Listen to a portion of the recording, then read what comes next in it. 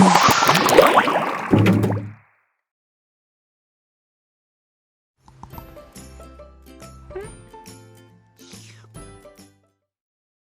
and welcome, everybody. Welcome to this virtual talk presented by WIA Vancouver.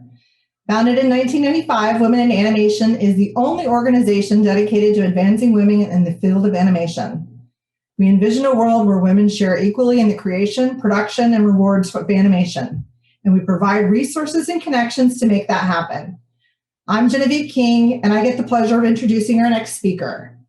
First, I would like to say and acknowledge that we are gathered on the traditional, ancestral, and unceded territory of the Coast Salish peoples, including the territories of the Squamish, Tsleil-Waututh, and Musqueam nations.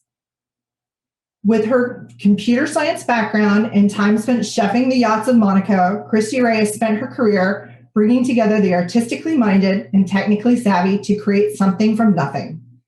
This has manifested itself in a string of AAA franchises for the likes of companies such as Sega, Disney, Electronic Arts, and Microsoft. Christi is currently the Director of Production for Microsoft here in Vancouver at the Coalition Studio, who develops the Gears of War franchise. With that, I'd like to turn things over to Christi, and I'll be back after her talk for a Q&A session. Hi, everyone. I'm Christi Rae, as Jen had just mentioned. So I'm the Director of Production over at the Coalition, which we're here in Vancouver. We make the Gears of War franchise. This is a lovely vista from our game that we launched about a year ago. I've been in the gaming industry for close to 20 years. When I started in computer science at McGill in the 90s, I was one of only 6 women in a class of over 200 students. During my time in the industry, there's been some progress and focus towards diversity in STEM fields.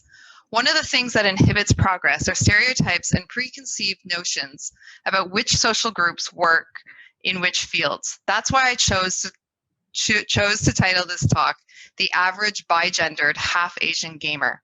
I'm trying to challenge the assumption that all gamers are teenage white males. Of the 7.6 billion people in the world, over 1/3 of the world's population are playing games. That's 2.7 billion gamers in the world. And as you can imagine, if we think about a stereotypical gamer, 1/3 of the world is not made up of fast food eating teenage boys living in their parents' basements. In fact, actually 45% are female and 52% of gamers come from Asia. So people are coming, we're noticing people are coming from gaming from all around the world, from different cultures, through different devices. And I appreciate that race and gender are just 2 metrics that we're using today. There's also people with visual or hearing impairments or different neuromotor abilities and gender identification. So great, you might think, hooray, we did it. We've arrived, good job. We've achieved diversity in the gaming industry and it's time to celebrate. Well, we didn't really, because while a diverse group is playing games, we aren't seeing that same diversity in the companies who develop the games. And my studio is no exception. If we look at it by who are making the games, we notice a large difference leaning towards North American, European men. And a cynical person might ask, does it really matter? I mean, our industry is growing every year. It continues to grow. It seems to be growing regardless of diversity in our workplaces. So why does diversity amongst the people who make the games really matter? Or does it? Because there's a really big difference between playing games and feeling like you belong to the games communities. While 45% of females play games, only 10% consider themselves gamers or actually engage with the games communities for fear of toxic backlash. Because we know that at a subconscious level, we make things for ourselves, things that suit our taste and draw upon our own experience. If you're here listening to this, then you probably already know about studies that show us time and time again that diversity breeds innovation. And guess what? We're a creative industry. We need to keep innovating and we need to keep surprising and delighting our fans. We can't go stale. So great. Okay, so we figured it out. We just need to hire some diversity. Easy, right? We haven't found this to be very easy. So I don't know about your studios or the companies that you work at, but something that's So this might be familiar to you and your experience, but a common narrative that we have in the studio is that we can't hire more diverse candidates because they don't apply, or there aren't enough in the candidate pipeline or in the industry even. So why don't people apply to our studio? I mean, we've prepared so much. We've written inclusive JDs. We took anti-bias training. We learned about inclusive behaviors. We included them in our performance reviews. We've reached out to people in the community. We've ensured that we've had diverse interview panels. I mean, I think we've done so much to try to make sure that we're ready for diverse candidates, but then no one's applying. So where are the people that are applying? So then we started to think, is something about us scaring people off? Do we actually have an inclusion problem? Is our hardcore brand putting people off? Is our hardcore community unwelcoming? I mean, they get our logo and our characters tattooed on their bodies, and they've been playing our game for the last 14 years. We had a large marketing event called Gears Inc. all over North America when we launched our game, and we had famous tattoo artists come and actually give free tattoos to people of our game as a part, and it was unbelievable how many people showed up. We were blown away. So what we noticed over the last few years was that when we focused on our product and our local community, we saw an increase in diverse people applying to our studio. Now, I would absolutely love to tell you that we had this amazing, great insight and thought to ourselves that if we build it, they will come. But to be honest, we were just thinking about diversity and inclusion a lot. And we were thinking about it, and our industry was talking and thinking about it a lot. And we aren't the only ones by any means. And I won't pretend that our story is unique, but it is the one that I know. And it's the one that I'm really proud of. So what we did, we focused on two things. We focused on product and we focused on internal culture. For product, we released with a non-male protagonist. We focused on inclusive design, and we consciously included in our product. We also formed some ERGs around the same time when we started Gears 5. That's an employee-run group for Microsoft. In 2019, September, almost just over a year ago, we launched with Kate as our main protagonist for Gears 5 in September 2019.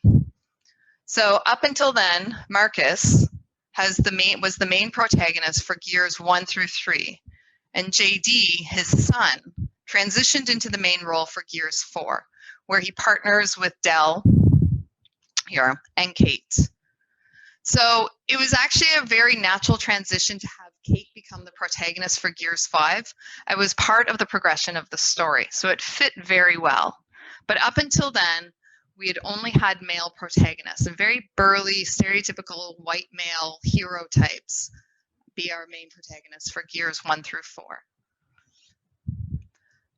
Phenomenally, our hardcore audience welcomed it, and we saw it reflected in our Metacritic user scores of 8.2. They thought that it was just a natural progression to our story. They thought that she was a great hero to have as our main protagonist, and it was very welcomed by our community. So we also focused on inclusive game designs. Gaming for everyone is an export core tenet. All Xbox studios have an accessibility champ who works with other champs at other studios, and we're required to have a certain set of accessibility features prior to releasing. And this was perfectly aligned to our studio model. If you want to go fast, go alone. If you want to go far, go together. In Gears 4, we thought that we were incredible by adding an accessibility menu to our game. And we shipped with one accessibility feature, color blindness. So you could choose what type of color blindness you were, and the colors would adjust.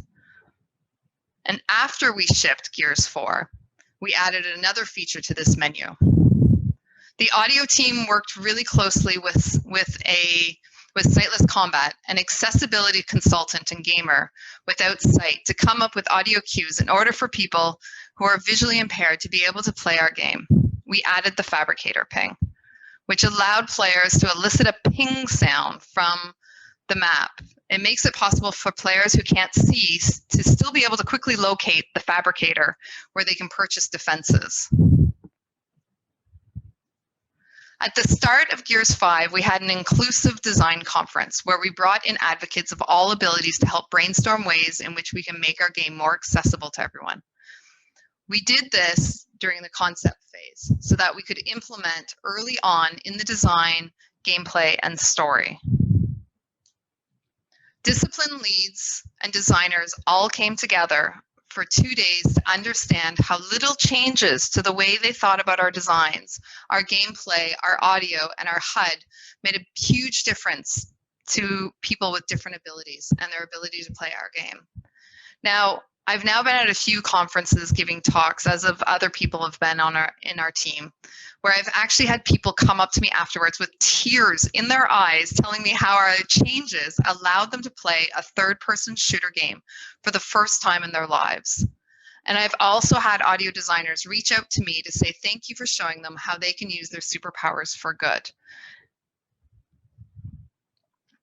For Gears 5, we launched with 11 accessibility features, one of the leading games of its time in accessibility. We were considered best in class of all games in the industry.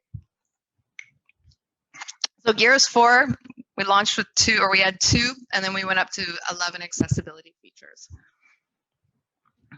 We did subtle things such as we changed our subtitles to indicate who is talking. And then we also talked about what was happening atmospherically. So subtle changes, but something that made a huge difference for people who had auditory impairments. The adaptive controller launched in September 2018, a year before our game came out, which means that we were able to develop for it and test with it. This controller was designed primarily to meet the needs of gamers with limited mobility, and it is a unified hub for devices that helps make gaming more accessible. And you're able to completely remap all of the controls to work with the adaptive controller. This was built from the ground up through strong partnerships with Able Gamers Charity, the Cerebral Palsy Foundation, Special Effect, Warfighter Engaged, and many community members. Input from these groups helped shape the design, the functionality, and the packaging of the Xbox adaptive controller. And all of our accessibility features were very welcomed by the community. We won many accessibility awards from Can I Play That year, an accessibility site that regularly reviews games for playability for people with different abilities. Our team has become so proud of what we accomplished in this space that we have since created a cross-discipline accessibility team from within our studio, who gives guidance to our team on improvements and talks with our community on how we can make our game more accessible. Their guidance has been incredible in our future games. So we also made a conscious decision to include all communities. Because unless you consciously include, you will unconsciously exclude. In celebration of Pride, we added 19 LGBTQIA2S+ flags. We thought it was important to us to include and make all of our community feel welcome. And again, our community was overwhelmingly positive about this. And to be honest, we didn't know how this was going to be received because of our hardcore fan base, but we were very pleased that the community was so receptive and welcomed it. So we also formed a few ERGs, employee-run groups. One was Women in Gaming chapter. So Zoe Curnow and Rose Gunson started up a Women in Game chapter in our studio, and the group has really reached out to the local community. We created a Roberta Williams Scholarship in partnership with another local studio, Blackbird Interactive, and Vancouver, a local school, Vancouver Film School. Roberta Williams is one of the most influential PC game designers of the 1980s and 1990s, and has been credited with creating the graphic adventure genre. Having her name applied to the scholarship was an incredible journey because she's actually still on a sailboat sailing around the world and has removed herself from the gaming world and refuses all interviews. On a chance email that I sent out to our marketing partners saying, does anybody know Roberta Williams? Is there any way we can get in touch with her so we can get the okay to use her name? Our Gears 5 marketing partner, Guy, used to be friends with her children when he was a teenager. And he had actually worked at her company in the 1980s, and that's how he got started into gaming. And he was just interviewed for a book on her company, Sierra Online. And happened to be in contact with a professor who was writing the book, who was in contact with Roberta. Through a string of good luck and serendipity, we got her approval to use her name on the scholarship. Vancouver Film School offered a full scholarship to their design program to 2 designers who identified as female. Both Blackbird and TC gave these 2 candidates monthly design mentorship throughout their degrees and offered them a 6-month work experience contract when they were done. Our designer starts with us in 2 weeks for the next 6 months, and we're very excited to have her on board. Last year, we hosted a local community event in the topic of diverse characters and storytelling, and we invited diverse disciplines from around the industry to talk on the subject in a panel. This year, pre-COVID, we invited various studios from around town to share our experiences in growing our Women in Gaming group and getting other studios that have Women in Gaming groups to support each other. So another EIG that we started internally was we formed the Rainbow Coalition in order to support the LGBTQIA2S+ community within our studio and within our local community. They partner closely with the Xbox Allies group, where they organize events and newsletters to help inform everyone on various topics ranging from, some examples are systemic racism, allying with Indigenous people, cultural appropriation, and we've had many other discussions. This is just a small selection of what they have talked about to date. And also, they send out Tuesday Q&A newsletters answering various questions that people have in the studio and around Xbox. So again, is this making a difference? You know what, I can honestly say that it is. I can honestly say that we're attracting more diverse candidates. I have personally been in interviews where the candidate, both male and females, have said that they applied because they're aligned to our values on accessibility and diversity within the industry. So, as I said before, the coalition isn't alone on focusing on accessibility and diversity. Other studios in the industry are also doing amazing things with their games as well. In recent years, we've seen an increase in female protagonists. Major titles recently in the last 2 years have launched is Last of Us Part 2 just recently in the last couple months, Ourselves with Kate, Battlefield, and Assassin's Creed. Now, Battlefield was launched in 2018, and some who know this background story might say that one didn't go so well for them. When they launched their female protagonists, there was a huge uproar in the industry, and they got a user score of 2.9 because of the female protagonists and how against they were it.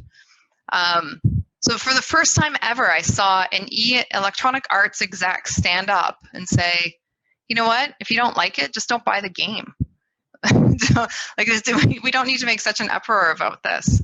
And that's when I got signaled to me that things were changing. The industry was changing, that we were standing up to the diversity and inclusion problem that we've had in this industry for so long. 2020 has seen the most female protagonists ever released. 18% of all protagonists in games launched within 2020 were female. And as you can see over the years, this is the largest amount of any year in the last 5 years. And while the increase of female representation is phenomenal in itself, I am absolutely more impressed with the small gap between male and female protagonists, 18 versus 23%. If you can look back over the other years, they've never been that aligned before. And we're starting to see an increase in protagonists who identify as transgender. Tell Me Why launched with Tyler, who identifies as transgender, and his sister Allison as the two main protagonists. We're also seeing diverse characters in younger titles as well.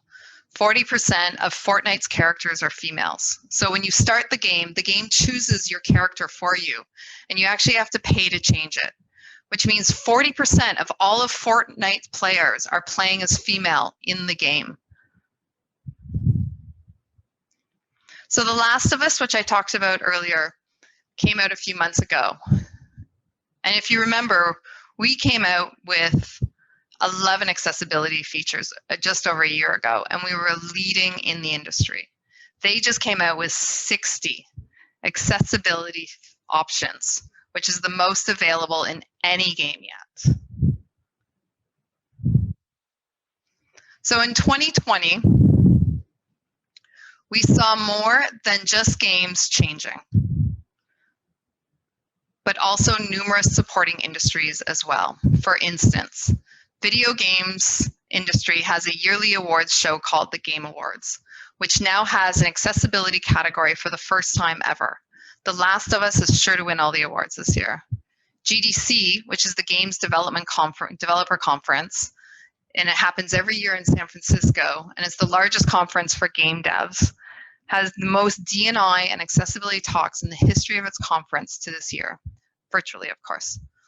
The yearly DSS, which is the Developer Satisfaction Survey, who sends out a survey to all the developers around the world, reported last year that 87% of game developers, so people making the games, rated D&I as something somewhat or highly important to them in their studio.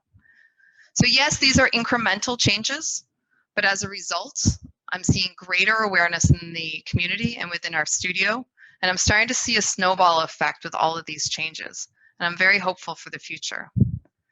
So the industry has changed. It is changing more. More people are talking about it, doing something about it, caring about it, and we need more voices for more change to happen, to keep our industry innovative, creative, and moving forward.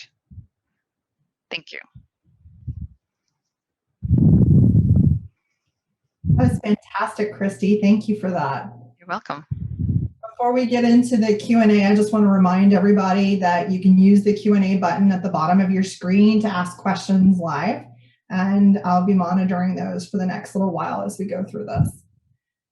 Super inspirational. Love that you talked about more than just gender and all the accessibility. So in creating this, what was that aha moment for you? That personal aha moment that you knew something was changing in the industry, or at least in the titles that you were making? Yeah, you know what? The first aha moment was Jen works at Electronic Arts. The first aha moment was Battlefield, to be honest. That was like 2 years ago when I remember sitting there going, whoa, how is this going to play out? They're getting some pretty nasty reviews of this. And then when the exec stood up and said, you know what, just don't buy the game, I was like, yes, this is it. I think we're ready to go. The industry's ready to go. Yeah. That's awesome. I see that as a big signal of change too in our industry. Yeah. Super proud, as you mentioned, I work at Electronic Arts, and having an executive stand up and do that was never heard of before. So it's awesome to hear that being a moment. And I hope that we see more of that and more people, very senior levels, standing up for what we think is right. You and I are very fortunate to work at companies where D&I is super important, that we have a lot of interest in it within the company and people really wanting to be active in that culture. What would you say to someone who maybe at a company where that's not at the forefront? How would you recommend somebody be that brave person that's going to change in their own company to maybe get things started? You know what? It's about getting senior leadership on board. I think that is the biggest thing. And I know Katie Scott has just moved over from EA over to us, which is fantastic. She said something to me that just made me go, wow, you're so right. She said, the minorities or the minority group that's fighting for the rights can't be the spokespeople for themselves. They can be advocates, they can be consultants, but they can't be the ones fighting for their rights. It has to be the senior leadership. It has to be the studios that want it. So how do you get them? It can't be one lone person saying, I think this is really right. I think we should be doing this. They need to get the senior leadership on board, and they need to get it part of their values and part of their, now that's easier said than done, of course, because that's a pretty brave thing. But I think that's the way that you're going to get success in any studios. I agree. I think that that's, very true. And I think you need, at least one senior voice to get that ball rolling. But I hope that, there are brave people that can help get that conversation started, even if they're not in the senior leadership mode. Kind of on that same line, what advice would you give somebody who is maybe starting out in this industry, and how can they get started and help support this change in the culture that we're seeing get started now? I mean, there's lots of different groups just locally. There's Women in Gaming's locally chapter just for Vancouver all up. So if they identify as female and want to start that initiative, there is, that's the one that I know of the most. There's this one, WIA. Yeah, there's this one, WIA, absolutely. I think that's a good one that could also help get people started in the industry as well. Absolutely. On the flip side, thinking not necessarily from the people in the industry, but the people who buy our games, how can they help? What can they do to help change this culture and this difference in what we see as the hardcore gamer of the past? I think that's it, is that there's 45% of the industry are female that are playing, are different, and 52% Asian. And it's becoming focal on the forums. It's talking to the community managers. They don't need to go on the forums and voice their opinions, because I get it. The fear of backlash, Gamergate is still very fresh in all of our minds, 100%, but they can reach out to the community managers.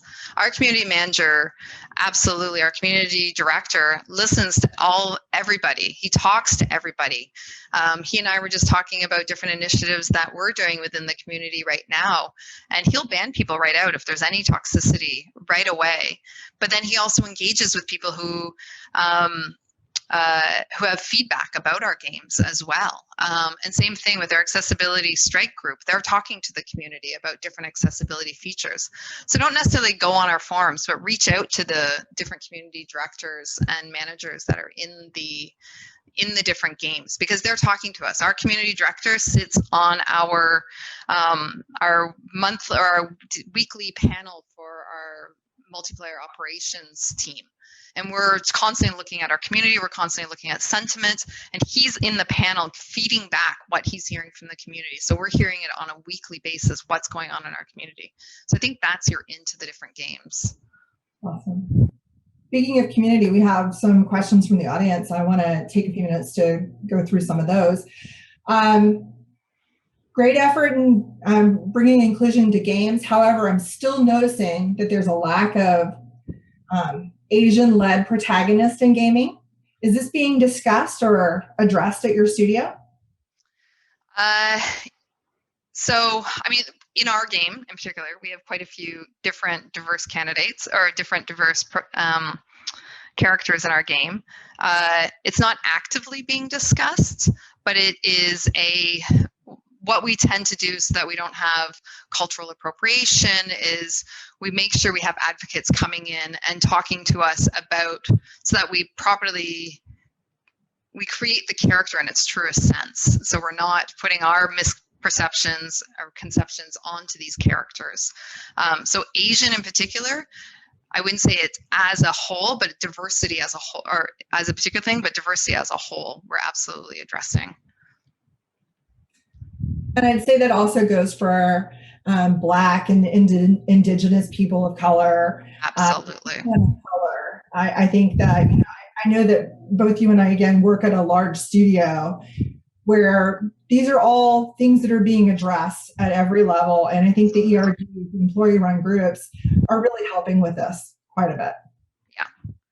Yeah, and I'd say at the smaller studios, if people from smaller studios are listening, it's the advocates. Just get experts in and get them to talk to your design team and to your characters team and to your, it's just is so invaluable, and so many people are willing to help. It's incredible. Yeah.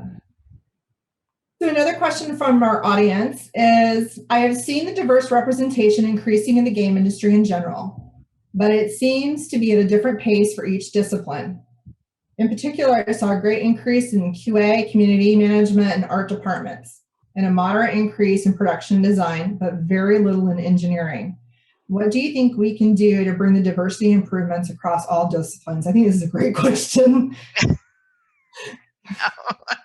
I mean, you saw from my presentation, like getting people to apply is a big thing, to be honest. Like, and we're trying so many different things. At our studio, production is 50% male, female. That's the team that I lead in the studio.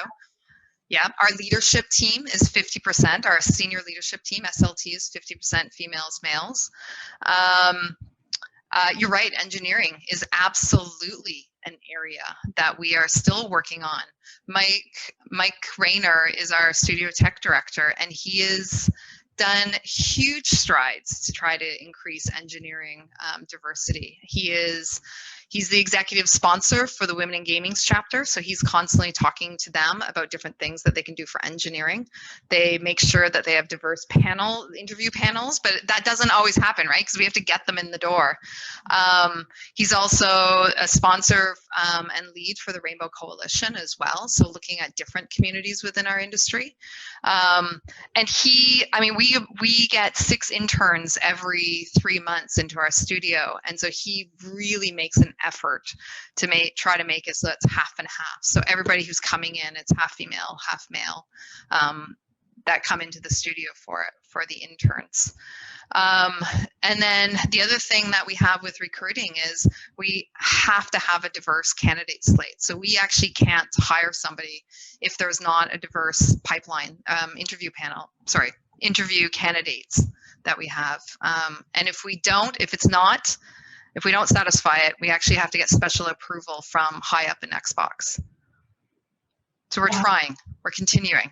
It takes everyone and all of their efforts to be able to move the needle as much as we can. And whoever asked this question, it's true. Tech is very hard to really bring that diversity out in the population. And I think that ways I've seen it also happen are we make sure that we're trying to put women who are in those roles at the forefront and talking to people so that you can see somebody and envision yourself, if you're of the younger generation that may not be starting out yet, that this is what I can do. This is what I can do after I leave school. I think it helps so much to be able to see that somebody has started paving that path for you. And we're also doing lots of talks with UBC. We're on panels. I've been on speed dating roundtables with women in engineering at UBC. I mean, I was one of 6 females in my class of 200 computer scientists. Like, there's still not a lot in the classes, to be honest. Like, we're trying to encourage. I've got an 8-year-old daughter. I've been teaching her to code since she's been 3 years old. I don't know if she'll be a programmer, but I want her comfortable with it. I want her understanding it. She took a camp this summer for programming and computer video games, which she thought was so fun. The only female in the class. Wow. and the youngest as well. Like, she's just figuring out how to read, right? And she made a game. It was fantastic. And so, yeah, I don't have an answer for that one. It's at so many levels. But if you can see it, you can be it idea that you're talking about definitely makes a huge difference, which is why we try to have the interview panels being always half and half with female engineers. We have many female engineers in our studio, still nowhere near as many as we want at all. Long way to go.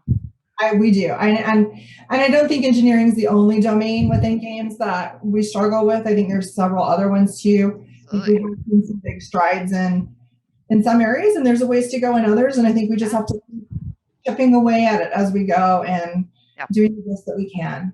I think design is another area, another big area, which is why Zoe with her husband, actually, who's at Blackbird, we partnered with them to do the design scholarship for female identifying people. Wow, that's incredible. What was it like for you to be at a school and be, one of 6 out of 200 females learning in the craft? Yeah, I didn't even really think about it. To be honest, like this is where I'll pull the old card. But when I was in university, the internet didn't exist, right? Like the first browser came out when I was in third year university. So we didn't hear about it, I think, as much. Like we didn't know that there was a problem. I didn't know that 1 of 6 women in computer science wasn't normal. I didn't know. I didn't even think about it. I was just like, do computer science. There we go. And it's just like all men around me. And it was just our boys at that stage, I guess.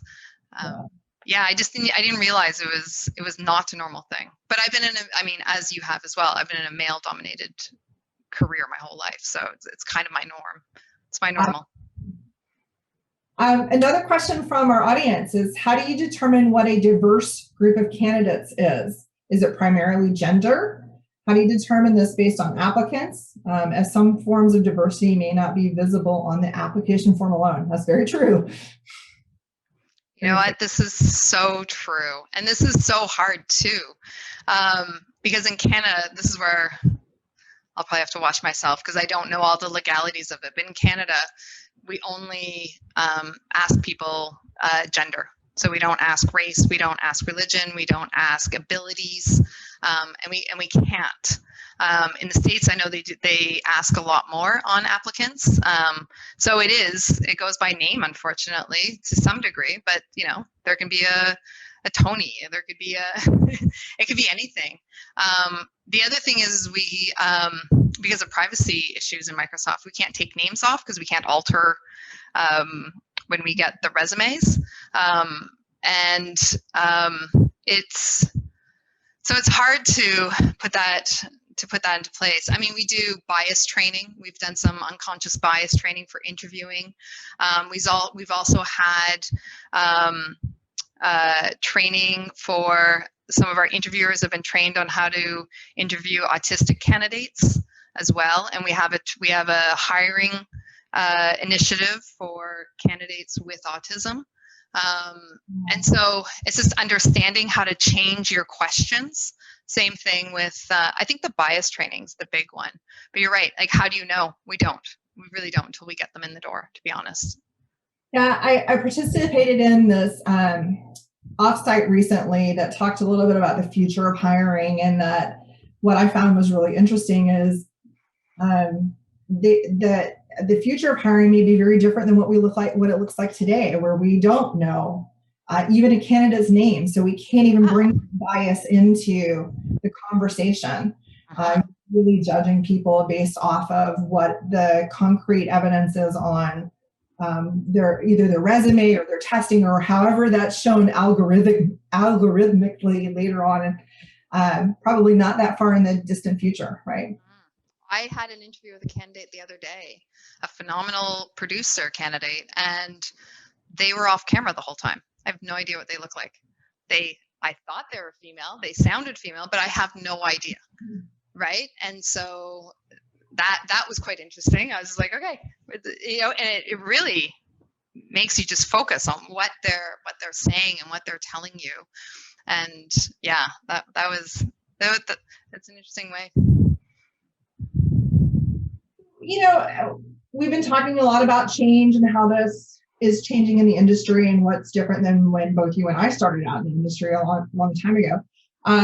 What would you say would be your ideal for a diverse gaming studio or developer? What would be that ideal for you?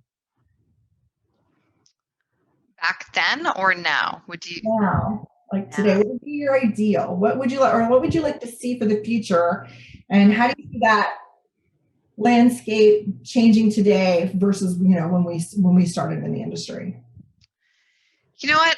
Like, I mean, I'll plug Microsoft, but what we're doing at Microsoft is right now ideal.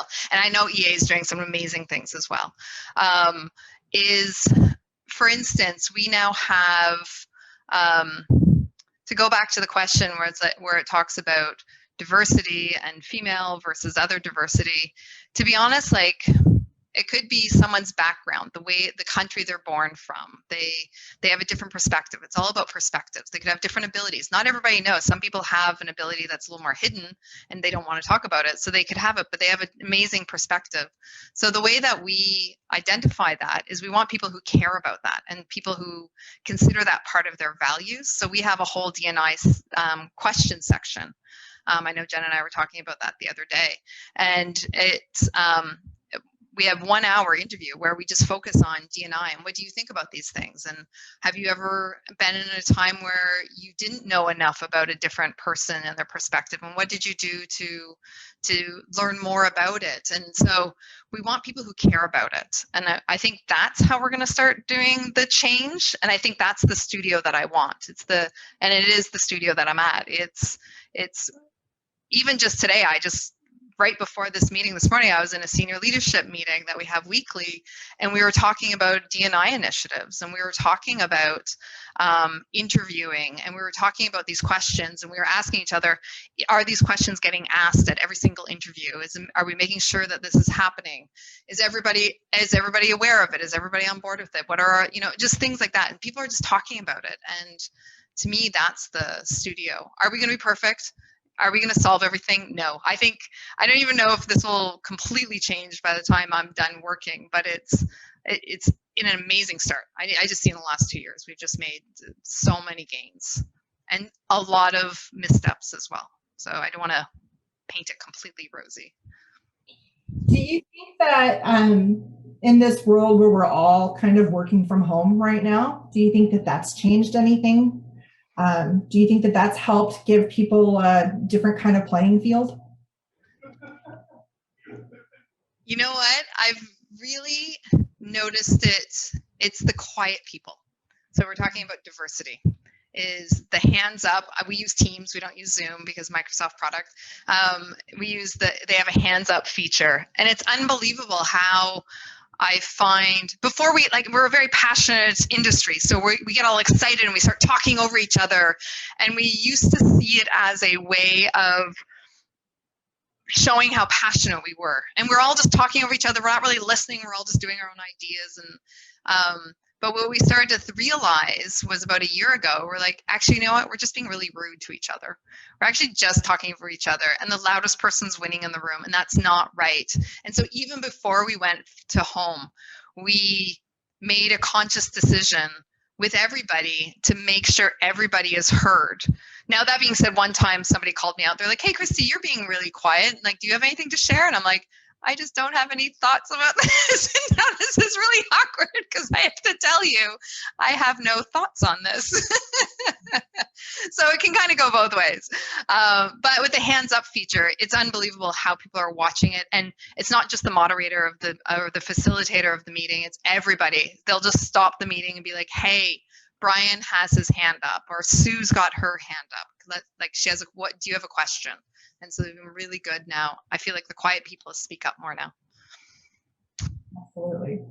One of the things that you talked about in your talk was around toxicity and gaming, and how this is, how it's been prevalent in the hardcore gaming culture. How do you think we can protect not just females, but our entire diverse population from that toxic culture that's out there? Oh, I know. I feel like, sorry, I don't mean to laugh. That's not minimizing it, because it's a topic that's been going on.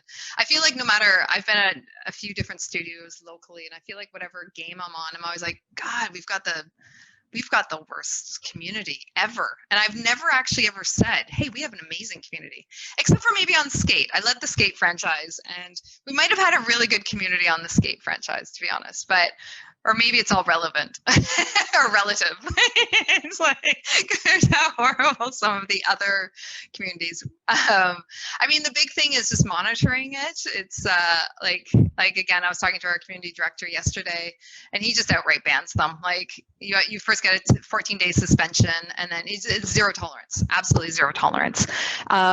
What's really interesting in our, I think every game is different. In our game, we find it's more racial than it is gender. And he'll just instantly ban them. And people email him directly. They usually message him directly, and then he'll give them a 14-day suspension or an all-right ban. Yeah, it's a hard one. I think it's important that we have those people that monitor this. In that culture of what used to be very acceptable in games is no longer acceptable, not just in games but anywhere. Yeah. So it's great that we have these monitors now, and that most of the big studios or big developers are really monitoring this on a regular basis with all of their games. I think that's super important. It's a tough job. It's mentally a tough job because you get all the hatred first. And you don't always, the lovers don't always speak up. it's the honestly, like I remember I was out for dinner with the senior leadership team, and one of the guys posted it on Instagram, and he had quite the following from Gears. It was all like, oh, look, it's nice to see you guys, blah, blah, blah. And then the last one is, you guys ruined the franchise. I hope you all die of a quick death of cancer. I'm like, we're just out for dinner. Like, what is wrong? What's wrong with you people? It's just a dinner. Yeah. We got another question in from our audience that I'd like to take. Is there anything you've been proud of in diversity and inclusion working during the work from home period in 2020 personally? Anything new and different that's really worked well to advance these goals? I'm trying to think. I think you started something very similar where you said people aren't afraid to raise their hand. Like there's the hand up button. I think that's a great place to start with this for sure, is that there's a little bit more of a level playing field for people to start out on. Would you agree? I would agree with that. It's definitely, I mean, I'm a producer, so I want really efficiency. So it kind of drives me insane a little bit how slow sometimes meetings go, but it's phenomenal to be able to slow down in order to speed up, right? Yeah, I would say the raising of the hands. I'm trying to think the other thing that I'm incredibly proud of, because I was there at the very beginning, was what Zoe had started up with the Roberta Williams Scholarship, because we're about to, like, we didn't slow down our hiring. We kept hiring. We were looking for candidates all over the world. We now have our designer who just graduated that we've been supporting. The designers have been supporting in our industry. So I'm incredibly proud by that one. But that was something that started before all of this world pandemic. I have one that I can kind of mention as an answer for this. I'm very fortunate that I lead a team that is based in Asia, in China, and they went through this working from home scenario long before the rest of us did. And we learned so much from them. And so often we feel like everything is over there. And in this case, they taught us so much around what we could expect, what might be different, how we could learn from the things that they made mistakes on, because they were the first ones to go through this. Something that I'm really proud of is that I think we're starting to learn from one another as a world culture in a different way that we may not have listened to in the past. That's one that I think that has come up during this work from home scenario, where we've had to really listen into understanding what people are going through in whatever region of the world that they're in. It's different here in Canada than it is in parts of the United States. So And I think we're really sympathetic, and there's an empathetic ear to what people are going through in a different way than what may have been prior to COVID. That's a really good response, because we instantly reached out to studios that were already working located around the world. So we reached out to like the Ori team, where their whole team has never worked together. That's just the way they just do it by standard, and they gave some great insights. I mean, it all comes down to tools, which we've learned so much about good tools and brainstorming. But yeah, it is true. Just understanding how they went through it all. Yeah, there's so much that we've learned, and so much we still have yet to learn on all of these fronts. And yeah, I hope that everyone has really learned something from this talk today. I know I have. So I want to say thank you, Christi, for being part of this and sharing with us. Are there any last kind of parting thoughts you want to add to the group before we wrap things up? No, well, I mean, yes, always. Thank you so much for inviting me. This has been incredible. And it's organizations like this that is going to further us, right? It's continuing to talk, getting more people to talk, and we just need more people in games that strongly believe in D&I initiatives and that will join us, and we can just keep talking about it. More people will be having more voices, which is just incredible. I couldn't agree with you more. So with that, I want to thank all of you, our audience. I want to remind you that the Spark Animation Festival runs October 29th to November 8th. This presentation will be available as part of the on-demand festival content beginning Monday, November 2nd. For full festival and program details, visit sparkanimation.ca. And as part of the Diversity and Inclusion Summit, Women in Animation Vancouver has extended a special discount for our new memberships, valid until Sunday, November 2nd. When registering to join WIA at womeninanimation.org, enter the code WIASPARK20, and WIA is all capitalized. At the checkout, you'll get the 20% off of membership fees for new or renewed memberships. So with that, from Christi and I, enjoy the rest of the festival and have a great afternoon. Thanks, everybody.